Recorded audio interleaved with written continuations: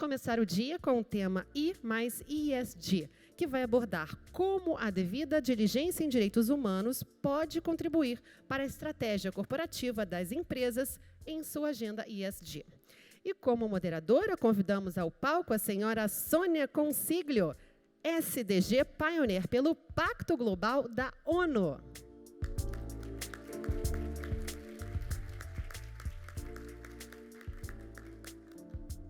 Seja muito bem-vinda. Como palestrantes, convidamos o senhor Antônio Guimarães, presidente Brasil da Carum Energy.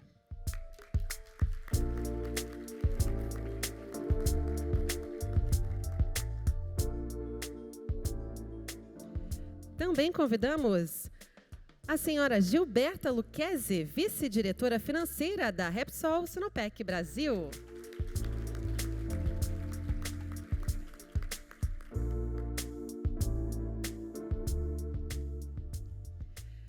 Para formar o nosso time, o senhor Giovanni Loz, sócio da Matos Filho Advogados.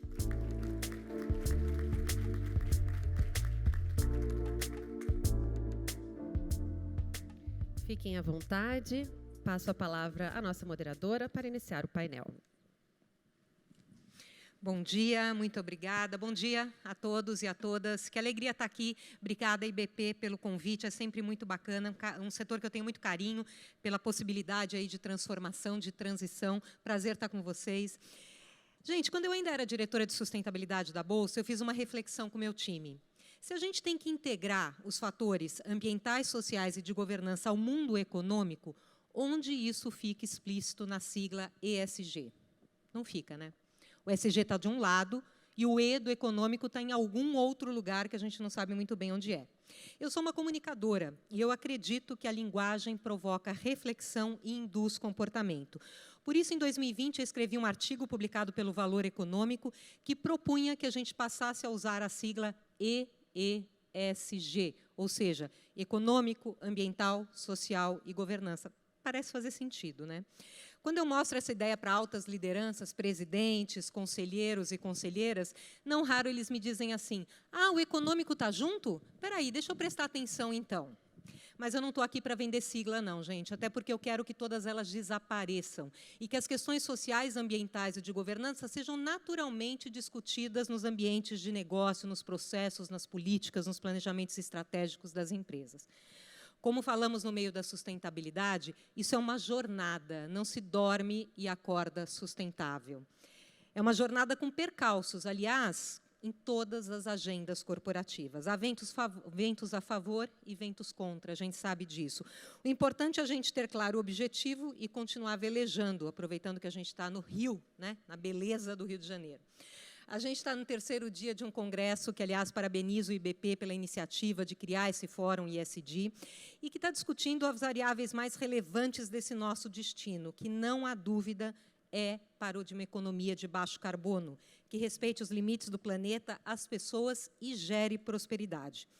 Para isso, voltando ao começo da minha fala, a gente tem que tratar de todos os temas e de todas as letras conjuntamente, para não correr o risco de deixar essa discussão apenas entre os especialistas e que a gente não faça a necessária mudança de modelo de mundo, que é assim que eu defino sustentabilidade, mudança de modelo de mundo, onde, então, as questões ambientais, sociais, econômicas e de governança são tratadas de uma forma conjunta. Bom, e é isso que o nosso painel vai fazer, então, o E mais ESG. A gente vai entender dos diferentes pontos de vista dos nossos convidados e convidada se a gente está sendo bem-sucedido no desafio de conectar o E do econômico ao ESG.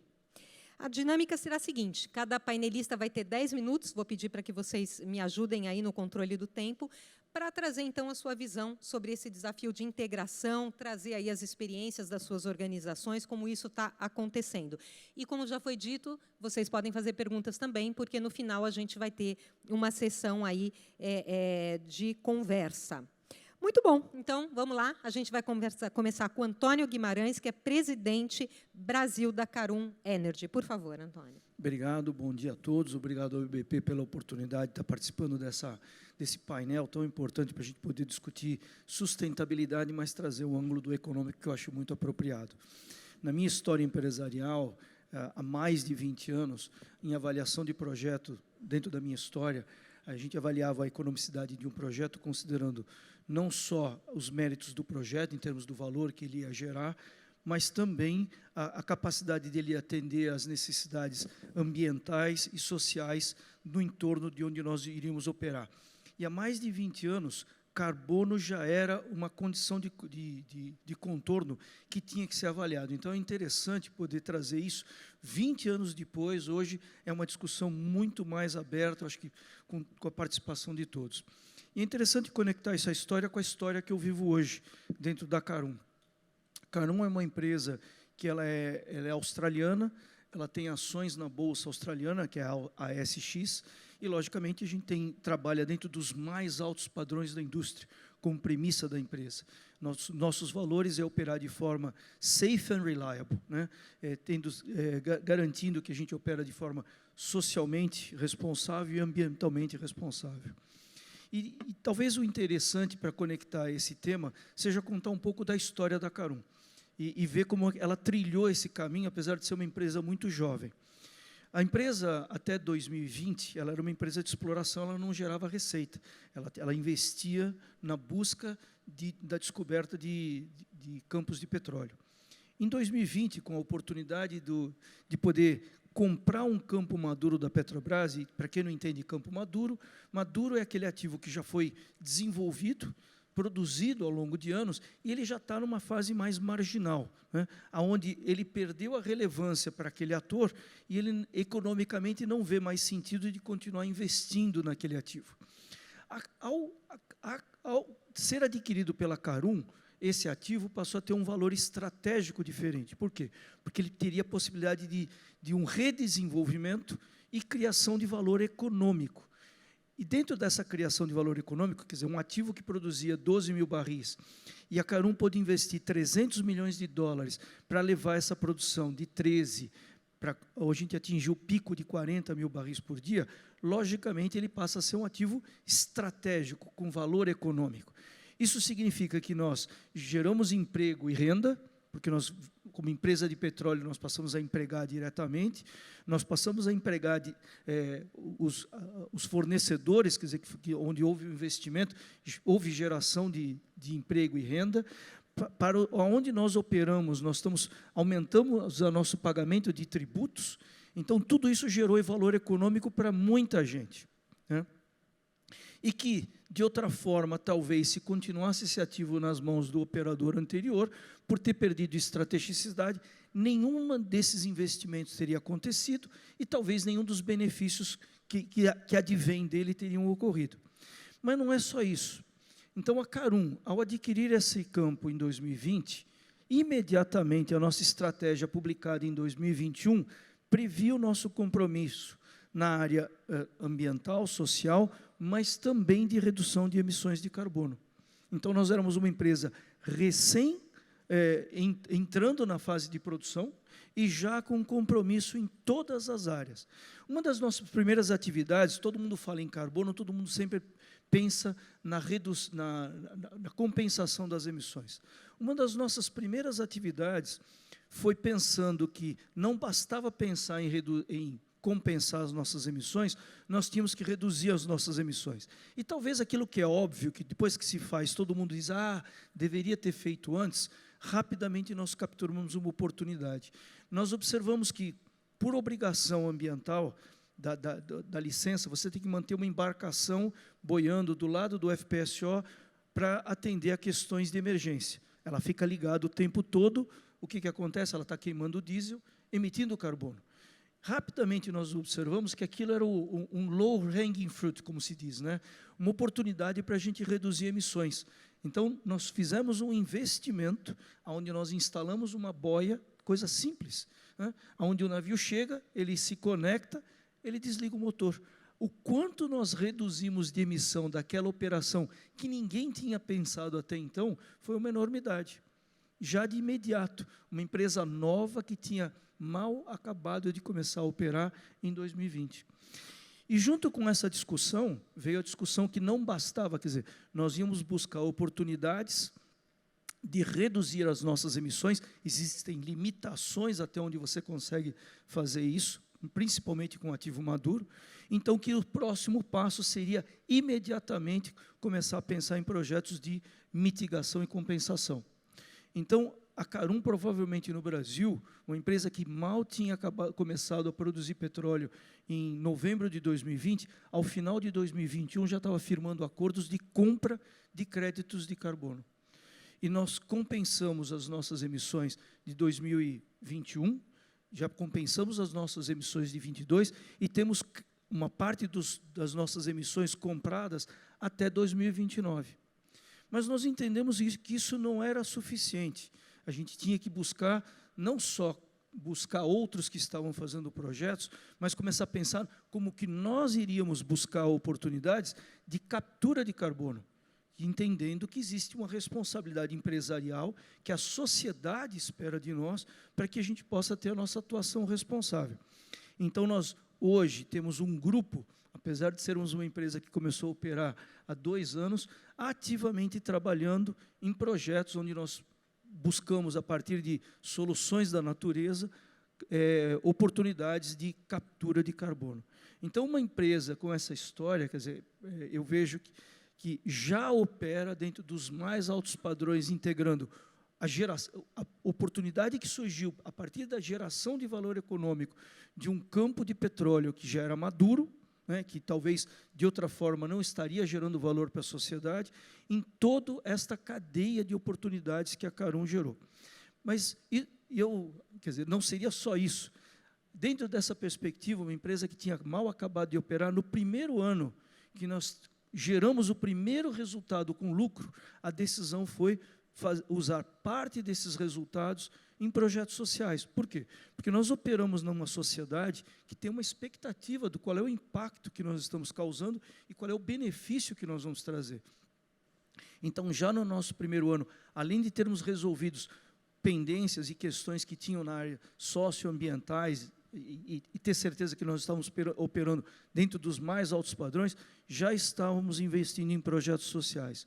Hoje, após 2 anos e pouco de operação, ao finalizar o ano passado, nós já tínhamos investido R$9 milhões em projetos socioambientais, uma parte deles incentivados e uma parte deles voluntários. Então, eu entendo que, conectando as duas, a oportunidade que existiu a partir da geração de valor econômico no investimento, num campo maduro, ele trouxe oportunidade para uma empresa como a Carum, que tem como filosofia operar dentro dos mais altos padrões e tem como princípio, né, operar dentro dos mais altos padrões também sociais, ambientais, de governança, poder executar um projeto desses num curto espaço de tempo. Então, eu acho que isso conecta, como exemplo claro, quer dizer, o compromisso que a Carum tem não é o Antônio, é a Carum como empresa, desde os nossos acionistas, os nossos financiadores, o nosso conselho, a liderança que nós temos, do qual eu faço parte, assim como o nosso grupo de empregados, todos comprometidos com essa questão. Não, Antônio, maravilhoso. É a Carum, mas é o CEO, né? Como é bom ouvir um presidente falando dessas questões com essa propriedade, né? Parabéns, eu gosto muito quando você traz aqui, primeiro, toda a iniciativa que vocês tiveram com, né, pouco tempo de operação, que mostra que independe, né, de longa jornada ou não, mas principalmente essa questão da redução, né, das emissões. Eu acho que é muito importante compensar, a gente sabe disso tudo, mas a gente começa reduzindo, né, mensurando, reduzindo. Então, muito bacana, acho que já trouxe aqui elementos importantes para a nossa conversa. E agora eu vou para a Gilberta Lucchesi, que é vice-diretora financeira da Repsol Sinopec Brasil. Eu brincava, Gilberta, assim, quando, né, na minha carreira executiva, que a gente corria atrás de CFOs e RIs, né? Falou assim, a gente tem que correr atrás do mainstream, né? A gente tem que correr atrás do padrão que ainda é econômico-financeiro. Então, a gente quer te ouvir agora, Gilberta, sobre essa integração que está ou não acontecendo, por favor. Bom dia, Sônia, obrigada. Bom dia, Antônio. Bom dia, Giovanni. Um prazer poder estar aqui hoje participando desse painel com pessoas que a gente já trabalha há algum tempo já. Bom dia, plateia. E eu queria também agradecer ao IBP pelo convite e parabenizar o pessoal da produção, porque realmente algumas semanas atrás a gente teve aqui nesse mesmo salão um seminário de gás, que foi super interessante, que já estava bonito, mas agora realmente vocês se superaram. Então, parabéns para toda a produção do IBP, vocês estão de parabéns. Falando agora do ESG, bom, esse I é o meu dia a dia, né? Então, adoro falar sobre esse assunto. Mas sempre que eu falo de ESG, eu gosto muito de comentar, dividir uma informação que a Repsol, ela foi a primeira empresa a se comprometer com a descarbonização até o ano de 2050. E, junto com esse compromisso, veio um plano de sustentabilidade muito forte, muito robusto, não só lá fora, mas aqui no Brasil também. A Repsol Sinopec Brasil, nosso plano de sustentabilidade, ele tem mais de 160 ações, ações socioambientais, diversidade e governança. E isso é algo que a gente se orgulha de ter. E também uma outra recomendação, né, um guidance que veio, é que todos os investimentos de pesquisa e desenvolvimento no Brasil, 50% eles têm que ser em descarbonização. E como fruto dessa recomendação, imagino que você já deve ter escutado a minha colega Cassiane falar ontem, que ontem fizemos a apresentação do nosso projeto DAC, que é uma sigla em inglês que significa Direct Air Capture, que, em resumo, é um equipamento que ele extrai o carbono do ar e coloca na terra, em parceria com a PUC do Rio Grande do Sul e com o Senai de Salvador, ou seja, não é um PowerPoint, é uma realidade, né? Então, isso é muito interessante a gente ver já, e foi uma iniciativa bem original, foi a primeira aqui no Brasil. Então, a ver que existe, isso já é parte do nosso dia a dia, um plano de sustentabilidade, transição energética e investimentos de P&D. E sempre que se fala também de transição energética, eu adoro essa palavra transição, porque realmente dá a noção que é uma transição, né? A gente vai de um lado para o outro, não é algo que a gente vai virar uma chave e falar assim, hoje já estamos 100% verdes. Não, está aí esse prazo de 2050. E estudos já vêm demonstrando, da McKinsey, do próprio IBP, no sentido que o Brasil e o mundo, a gente ainda vai precisar de petróleo e gás por alguns anos, quiçá décadas. Então, as empresas elas ainda vão precisar fazer investimentos pesados na indústria de óleo e gás, né? E falando de investimentos de indústria de óleo e gás, eu não posso deixar de falar do BMC 33, que é um projeto no qual a Repsol Sinopec nós temos 35% de participação com a Petrobras e com a Equinor. Tivemos a decisão de investimento, que a gente chama do FID, né, uma sigla em inglês, First Investment Decision, agora em maio, e é um projeto gigante, é um projeto muito grande. Em 2028, quando a gente começar a produzir óleo e gás, vai ser um projeto com a capacidade de suprir abastecimento de 15% do Brasil. Em termos de magnitude, a gente está falando do abastecimento do estado de São Paulo. Não que o projeto vai vender todo o gás para São Paulo, mas só para dividir com vocês o tamanho. E eu aproveito também para sempre esclarecer que algumas pessoas me perguntam, Gilberto, o BMC 33 e o Pão de Açúcar é a mesma coisa?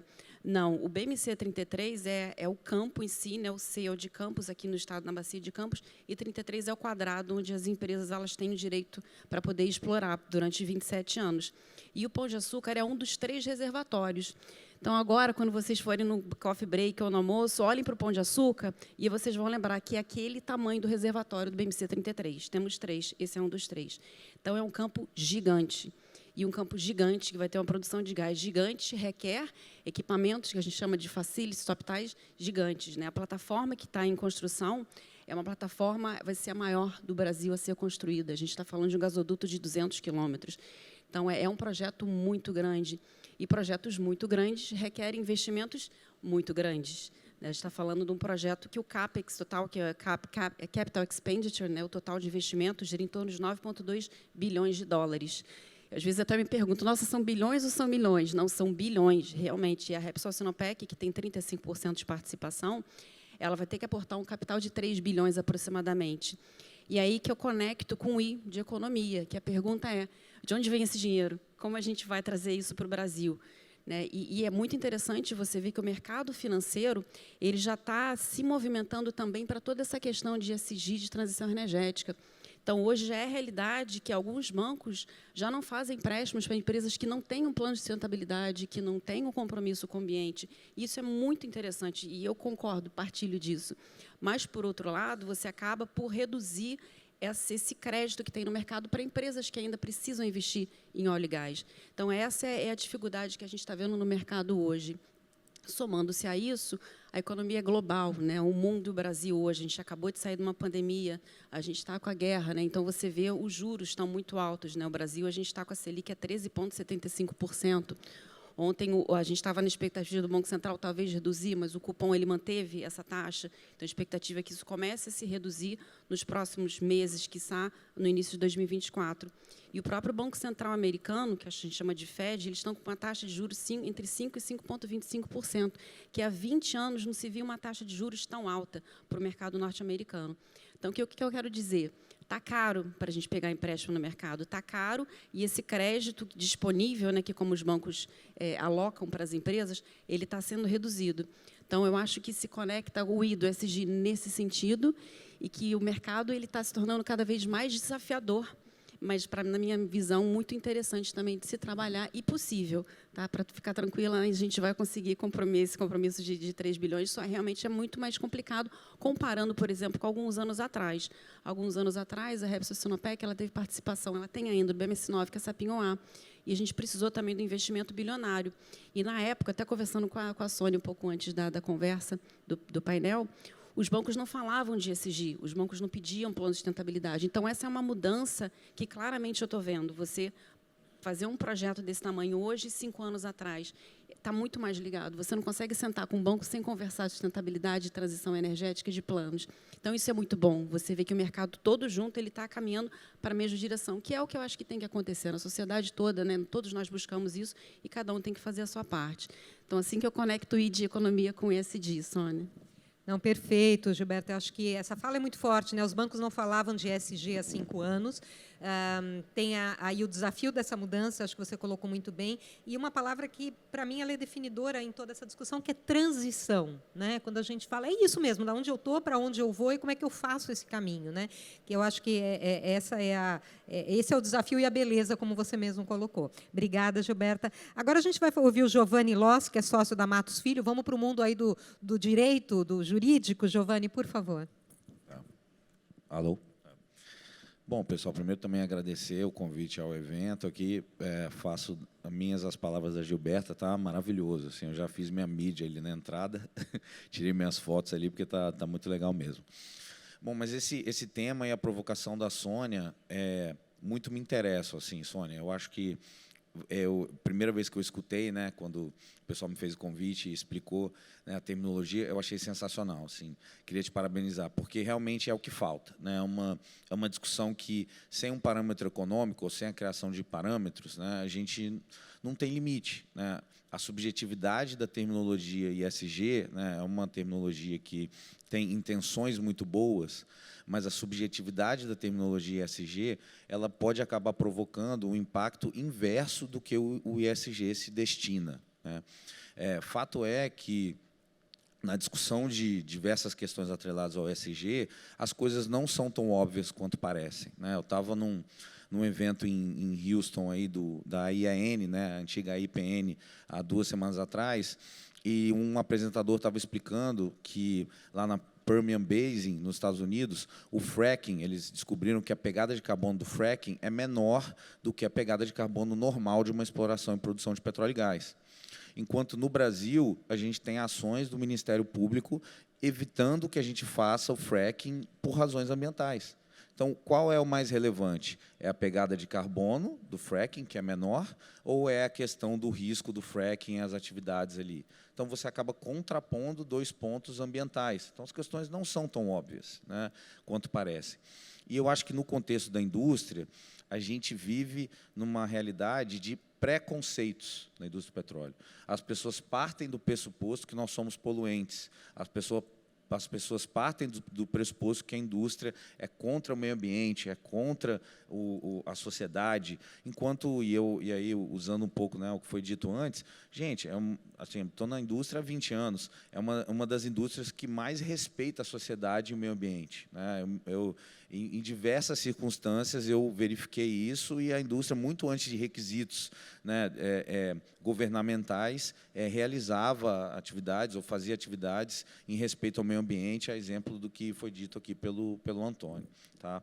Então, assim, atrelado a esse tema, o que a gente tem de discussões jurídicas e pontos que a gente pode ligar, exemplos, enfim. Eu gosto muito de contar uma história também recente que aconteceu comigo, né, 2 histórias sobre essa questão ambiental aí, que são interessantes. Né? Uma delas foi quando a gente estava discutindo a questão da margem equatorial, do licenciamento recentemente. E um repórter perguntou para mim se não era muito, né, se seria contrário ao meio ambiente você licenciar. Então, acho que há um equívoco, inclusive, com relação a isso. Você licenciar é você criar limitações para que a atividade ocorra. Eu me lembro que, eu tive uma experiência também com a Magda, quando ela era da ANP, num caso lá que foi muito interessante. A gente estava brigando lá por uma exploração onshore de um cliente nosso, e que acabou que o IBAMA não licenciou. E um dia, muito tempo depois, eu fui fazer uma reunião com a Magda. Ela falou: eu tenho uma coisa para te mostrar. E ela tirou uma foto assim e me mostrou. E aí eu olhei a foto, ela falou: o que é isso aí? Aí eu falei assim: isso aqui é um lixão. Ela falou: não, essa é a área que a gente estava licenciando. Como a gente não licenciou, ninguém está protegendo. E o povo ao redor da área transformou a área num lixão. Então, assim, todos esses conceitos, né, de ESG, fato é, eles têm um nível de subjetividade e a gente tem que procurar limites. E o seu E, ele se atrela a esse conceito de limites. E essa discussão agora, ela está sendo levada à questão, né, legal, às normas, né? Então, a gente tem hoje, no Brasil, a Instrução 59 da CVM, é uma instrução recente. Essa instrução faz com que as empresas passem a divulgar de forma um pouco mais detalhada os seus incentivos, investimentos, os seus dados de ESG, inclusive dados de diversidade. Se você está atrelando remunerações de executivos à questão ESG, você dê uma certa divulgação desses conceitos para a sociedade. Por que isso é importante? Não, acho que por dois motivos, a gente pode olhar pelos dois ângulos, né? Importante, por um lado, porque hoje você tem, sim, empresas, né, que fazem o greenwashing, fazem o social washing. Elas se transvestem de serem muito sociais, muito verdes, né, buscando passar essa imagem, quando, na verdade, elas não realmente são, né? Isso é uma discussão, né? Agora, por outro lado, também é importante para que você crie parâmetros do que é razoável você exigir das empresas, né? Não é razoável você exigir que uma empresa de petróleo pare de realizar suas atividades, né? É razoável você exigir que uma empresa de petróleo realize aquela atividade dentro de um âmbito aceitável para o meio ambiente, né? E que isso vá se aprimorando ao longo dos anos. Então, acho que essa discussão, né, que tem impactos legais, ela já não é nova, tá? Ela já vem acontecendo na Europa há algum tempo. Existe um sociólogo inglês, chama John, e eu vou pegar o sobrenome dele aqui, porque é um daqueles sobrenomes ingleses um pouco mais complexos, Elkington. Mas o John, em 1994, muito antes da discussão de ESG, ele criou um conceito, que foi esse conceito do triple bottom line, que já trazia essa lógica, né, de você, ao você divulgar suas informações financeiras, né, você também tratar do social, você também tratar das pessoas. Então, isso não é um conceito novo, né? E eu acho que a aplicação desse conceito agora para as atividades, né, da indústria em geral, e inclusive de petróleo e gás, vai trazer benefícios. Então, bom que a CVM siga esse caminho. A gente está seguindo uma tendência internacional. A União Europeia já exige isso desde 2018. Os Estados Unidos já estão exigindo isso também. E a gente começa a ter casos, né, de processos ou contenciosos ligados a você expor algo ESG e realmente não cumprir, né? A gente teve uma multa que a SEC aplicou contra a Goldman Sachs em 2022, que foi em função disso, né, ela ter feito uma divulgação de fundos ESG quando ela efetivamente não estava cumprindo esses fundos. Então, eu acho que a gente buscar uma claridade e determinação de conceitos é essencial. Acho que a norma vai ajudar as empresas a fazerem isso, a expor o ponto, e, ao mesmo tempo, vai criar limites ao conceito, sabe? E esses limites se atrelam à questão do econômico, que é o que você citou, e que eu acho que é essencial também, né? No final, o econômico ele também está atrelado ao social, né? O S de social também tem um fundo econômico. Você quer que o econômico, obviamente, seja bom para a empresa, você está sustentando empregos, você está sustentando famílias, né? Obviamente, e a gente não pode esquecer disso. Não, perfeito. Na verdade, é difícil a gente separar, né, onde acaba o E, onde começa o S. É uma discussão muito integrada. Gostei muito. Você trouxe John Elkington. John Elkington é chamado pai da sustentabilidade, porque ele criou esse conceito do triple bottom line, já escreveu 20 livros depois disso. Inclusive, o último livro dele é o Cisnes Verdes, eu não sei se vocês viram, Green Swan, que é um termo que foi criado pelo BIS, né, o Banco Internacional de Compensação, um termo que, óbvio, faz referência a Black Swans, né, aos cisnes negros, que é o potencial extremamente perturbador do ponto de vista financeiro causado por mudança climática, né? Um evento que tem esse potencial. Então, Giovanni, você trouxe muita coisa importante, a questão do greenwashing. que a gente ataca com taxonomia também, né? Então a gente tem a Ambima aí, inclusive recentemente ontem, né, anunciou aí algumas mudanças na taxonomia, Ambima, União Europeia, enfim, tem discussão aí para mais de metro, como a gente fala. Mas eu vou pegar o gancho de uma das suas falas para voltar aqui e ouvir vocês três, que é a questão do preconceito, né? Quando você traz o preconceito para a indústria de óleo e gás, no que nós somos poluentes, é uma realidade com a qual tem que lidar. O business é um business que passa por isso, passa por essa lógica e está se reinventando ou não está? É isso que eu quero ouvir de vocês. É óbvio, vocês já trouxeram aqui nos dois cases das empresas, mas eu quero ouvir se vocês sentem isso no dia a dia, esse preconceito chega a atrapalhar alguma atividade, alguma interação, alguma interlocução, e como vocês veem o setor? Porque vocês, claro, aqui, né, Antônio e Gilberta, são cases, né, são exemplos, por isso estão aqui com a gente, mas como vocês avaliam o setor? O setor está se posicionando bem frente a esse desafio da área de atuação? Vou começar contigo aqui, Antônio. Bom, eu acho que essa é uma questão bastante interessante, porque eu diria o seguinte, eu não vou dizer preconceito, eu diria a falta de informação. Então, a falta de conhecimento, eu acho que em qualquer área, ela passa a ser um grande blocker. Por quê? Porque quando você não conhece, você toma decisões erradas.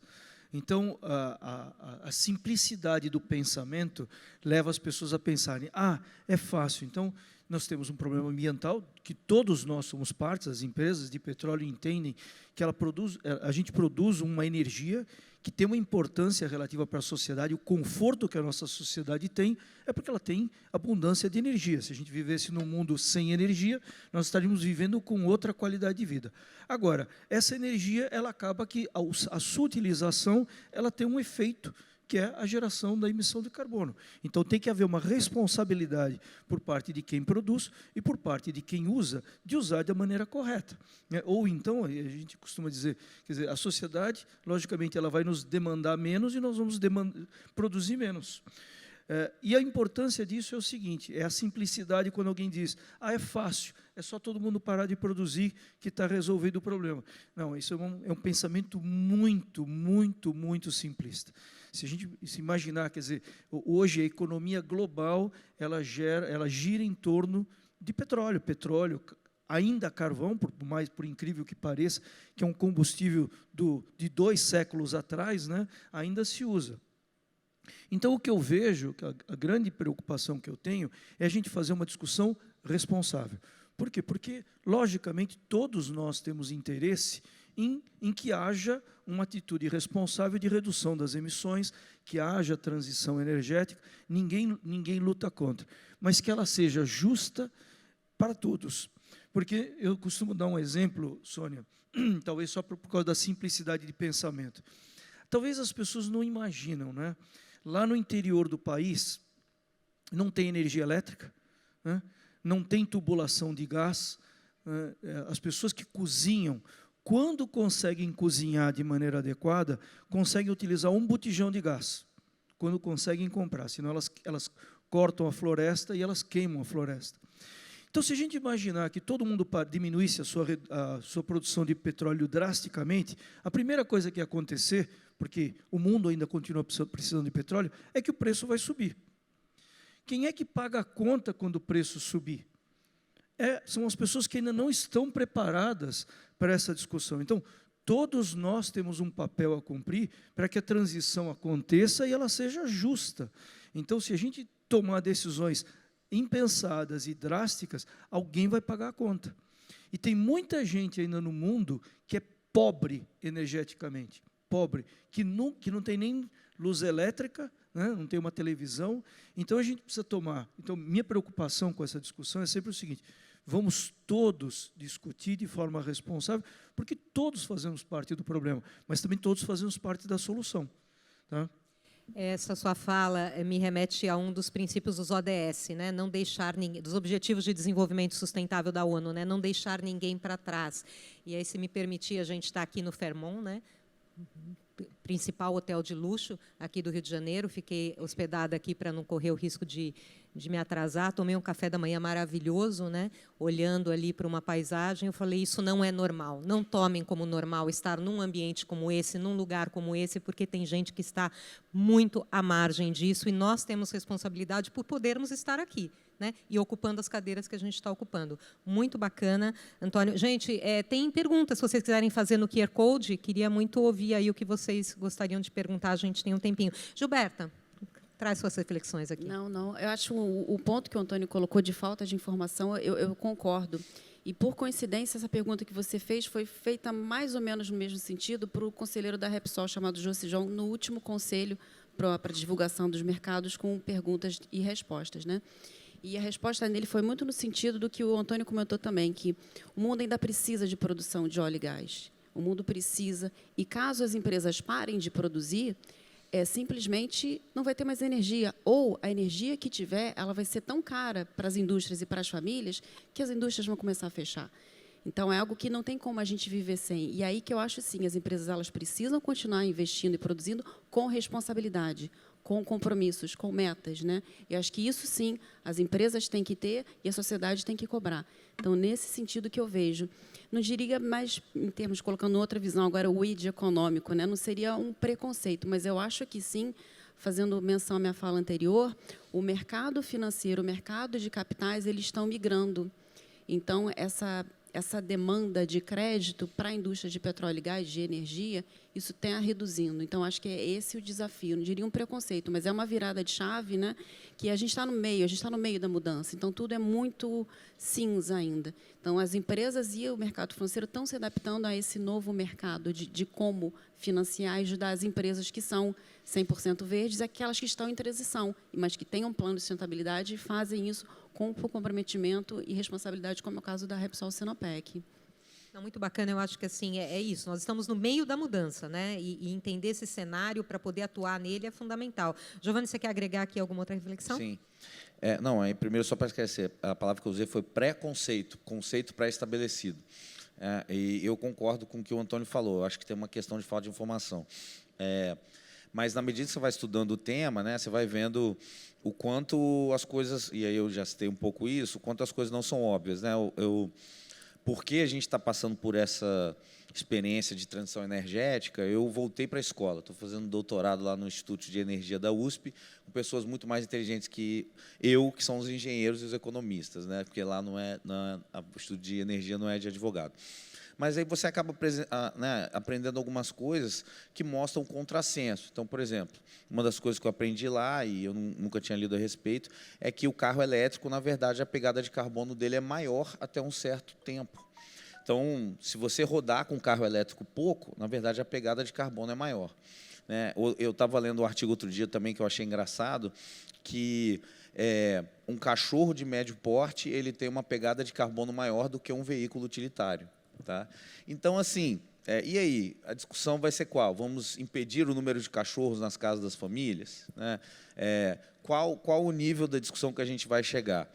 Fato é que a indústria ela tem uma visibilidade muito grande nesse contexto ambiental. Então, a gente tem, por exemplo, uma indústria de agro gigante no Brasil. Se um cachorro de médio porte ele tem mais emissão do que um utilitário, e um boi gigante, um touro gigante, muito mais emissão do que um carro. Né? Mas eu não vejo uma discussão, por exemplo, no IBAMA, de falar assim, não vamos licenciar uma fazenda de gado gigante porque vai causar pegada de carbono ruim para o Brasil. Tá? Essa discussão eu não vejo. Então, assim, eu acho que essa lógica da imagem da indústria, ela nos afeta, né, de alguma forma, né, e é da falta de informação. Cabe à indústria, de alguma forma, informar também, a gente tem que participar do processo. Né?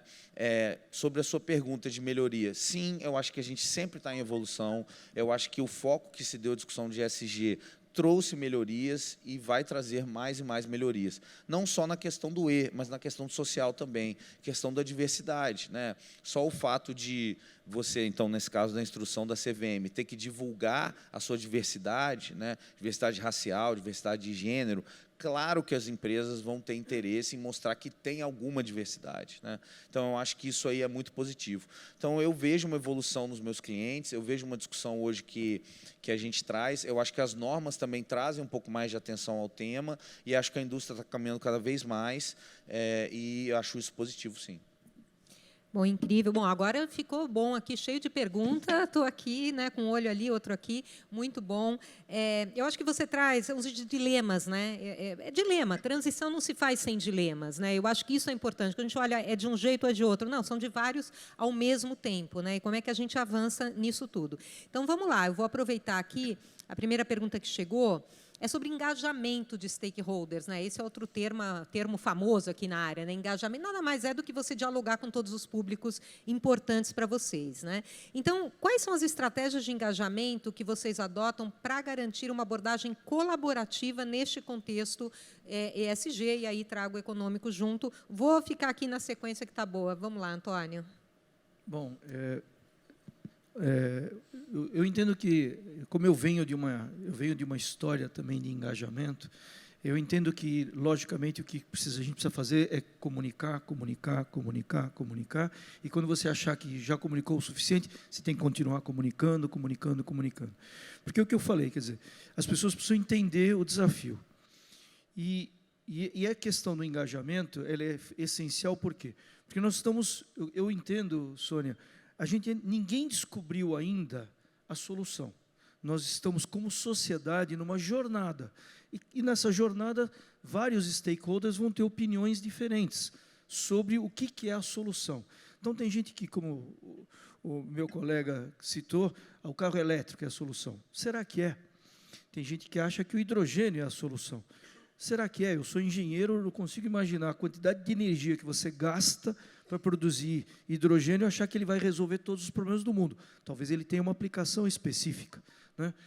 Você imaginar que a amônia, se você tiver um acidente com amônia, todo mundo que estiver em volta morre, né? Porque é extremamente nocivo, vai ser a solução. Então, a gente fica ouvindo, eu acho que, como sociedade, todo mundo está buscando uma solução, e então o que falta? A discussão do engajamento. Talvez nós deveríamos ter uma grande mesa, onde a gente traz todas as ideias, porque não será uma que vai resolver.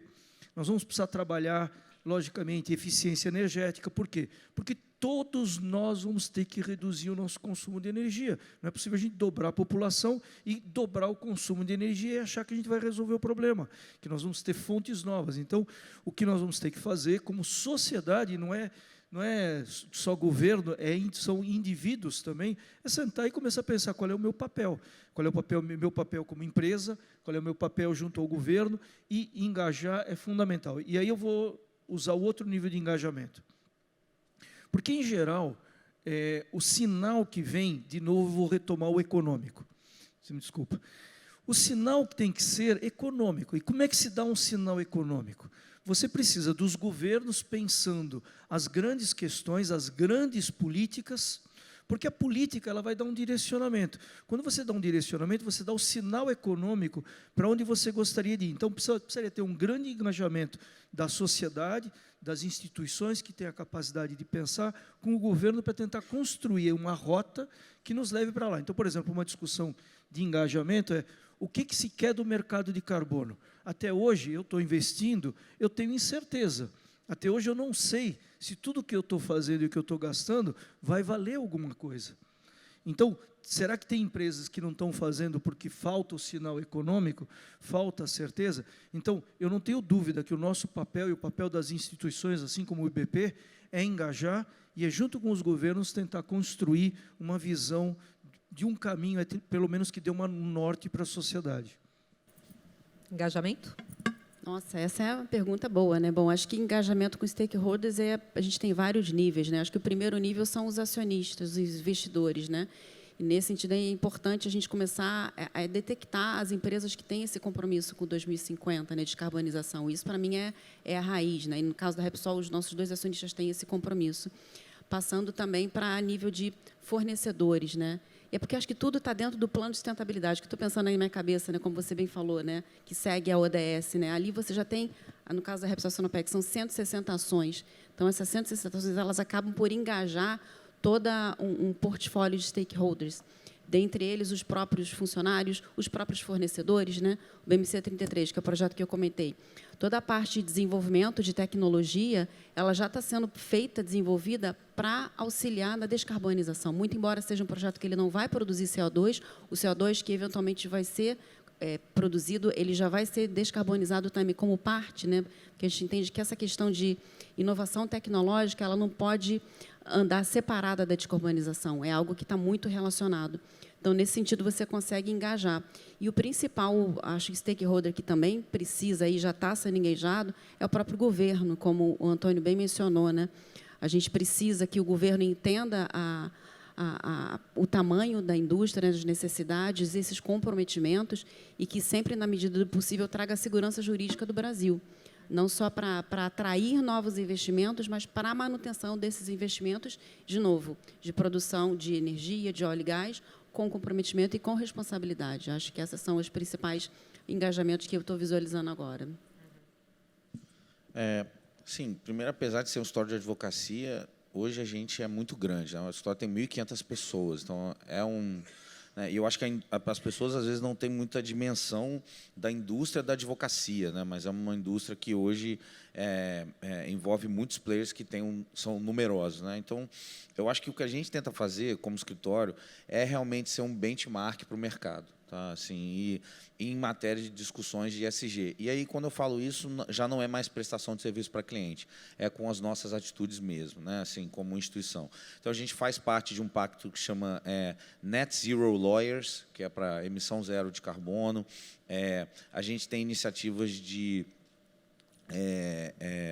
diversas iniciativas internas de diversidade. A gente tem um programa para contratação de negros que é muito famoso, chama Soma.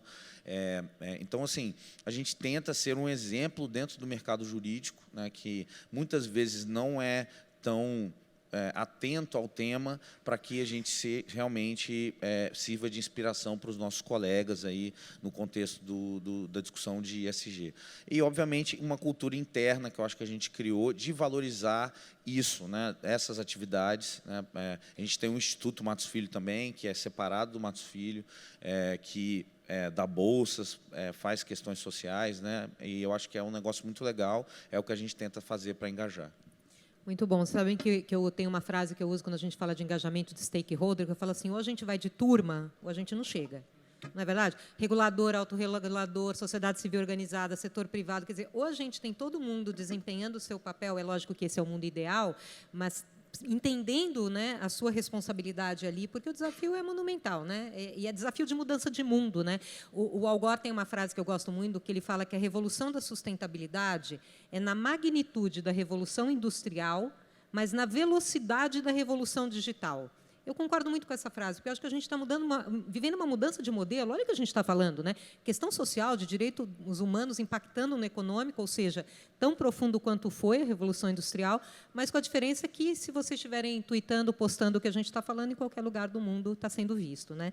Então, muito, muito bacana. Eu tenho aqui, você falou, Gilberta, de tecnologia. Eu vou trazer aqui uma pergunta do Breno Medeiros, da Deloitte, que ele gostaria de saber de vocês dois, Antônio e Gilberta, como vocês estão mapeando as tecnologias que estão mais avançadas tecnologicamente ou economicamente atrativas para implementar nos ativos da companhia, visando, claro, descarbonização e segurança. Como vocês estão fazendo esse mapeamento das novas tecnologias? Antônio. Bom, essa é uma indústria de rede, né? A indústria de petróleo, ela é bastante intensiva em tecnologia, todo mundo está o tempo todo estudando oportunidades, e o que se faz na indústria, além de você estar atento a todas as novidades que tem na indústria, essa é uma indústria que investe demais em pesquisa e desenvolvimento.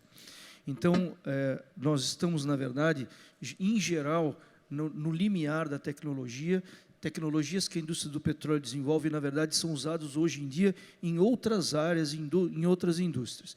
Então, enquanto indústria, a forma que nós temos como nos manter atualizado é sendo líderes no investimento em tecnologia, em desenvolvimento dessas tecnologias, em estar pesquisando o tempo todo novas oportunidades, buscando entre aqueles que não precisa ser a solução, não precisa ser minha, mas se alguém tiver uma solução que seja aquela de ponta, que a gente possa estar trazendo para utilizar na nossa empresa. Então, eu acho que esse hoje é a maneira mais eficaz e uma das indústrias que mais faz isso no mundo é a indústria do petróleo. Obrigada pela pergunta, Sônia. A Repsol Sinopec, né, nos últimos 5 anos, ela investiu 185 milhões de reais só em pesquisa e desenvolvimento. E a estimativa é que nos próximos 2 anos sigamos investindo 200 milhões de reais, né? E e o Brasil hoje é o segundo maior centro de investimento de pesquisa e desenvolvimento, só está atrás da Espanha. Então essa é uma informação muito interessante para dividir. E desses projetos que já foram implementados, né, existe uma equipe enorme de pesquisa e desenvolvimento aqui no Brasil, né, só no Brasil, e que tivemos 2 projetos até no NP Awards 2020, que eu costumo dizer que é como se fosse o Oscar da NP do Brasil. De todos os projetos, 2 foram da Repsol Sinopec. Isso nos dá muito orgulho, porque a grande maioria dos projetos são da Petrobras, tendo em vista o tamanho da empresa, né? Eu costumo brincar aqui, eu não posso me comparar com a Petrobras, né? Somos humildes, somos pequenos. Mas o fato de nós termos 2 projetos reconhecidos já demonstra que, realmente, as melhores alternativas, os melhores pesquisadores estão dentro de casa. Isso é muito interessante. E, para os próximos anos, fazendo link com a minha fala anterior, 50% desses 200 milhões de dólares, obrigatoriamente, têm que ser utilizados em projetos de descarbonização. Então, já temos hoje o DAC, como mencionei, tem o DAC 5000, o DAC SC, que são projetos inovadores, estão sendo feitos agora. Tem o CO Chain, que é um outro projeto também. Então, ou seja, existe muita coisa para ser escrita, é uma página em branca, mas o que eu posso dizer é que, realmente, a gente tem muita vontade, não só a gente Brasil, mas os próprios acionistas, quando colocam no Brasil a segunda empresa com maior desenvolvimento de pesquisa. Então, essa é algo muito interessante que a gente pode contribuir para a sociedade como um todo, né? Que, no fim, isso vai ser gerido para toda a sociedade.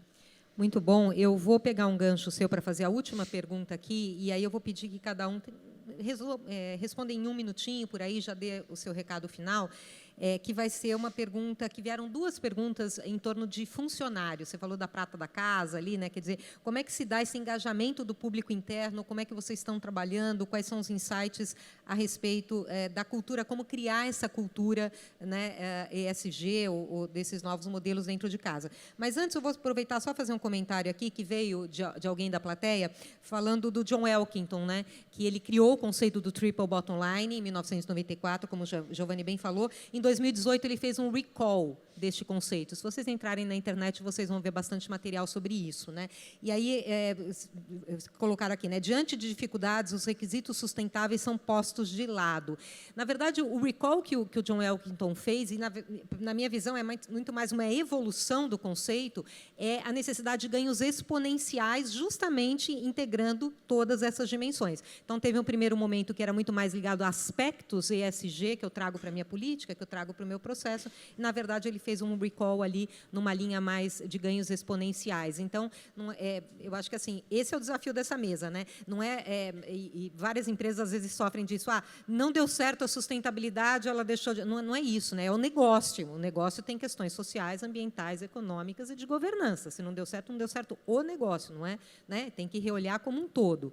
Então, achei que é importante aí, já que a gente falou do John Elkington, obrigada, Giovanni, por trazer. Então, vou passar agora, pedir para vocês serem breves aqui para a gente cumprir o tempo, vou fazer ainda um fecho. Público interno, funcionários. Vou começar agora de lá para cá. Giovanni. Então, ser bem breve também. Eu acho que, primeiro ponto, a gente tem que ter noção da importância desse tema no Brasil, né?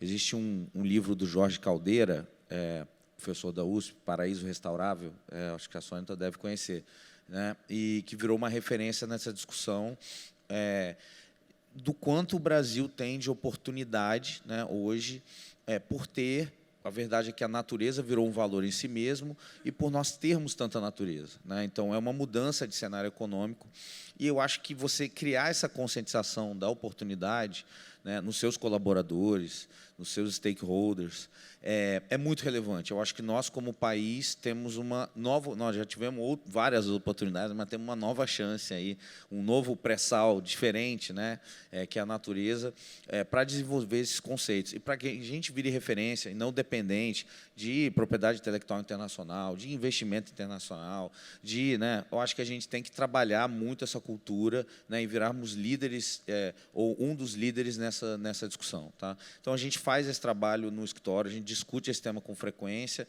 né? Eu tento passar o meu conhecimento, outros sócios também. Acho que é a forma que a gente cria engajamento. Muito bom. Gilberta? Nossa, a pressão tem ali 1 minuto e 20, A contando. gente dá conta. Não, mas acho que é uma excelente pergunta. Eu acredito muito em liderança por exemplo. Isso eu consigo ver de cima para baixo, de baixo para cima.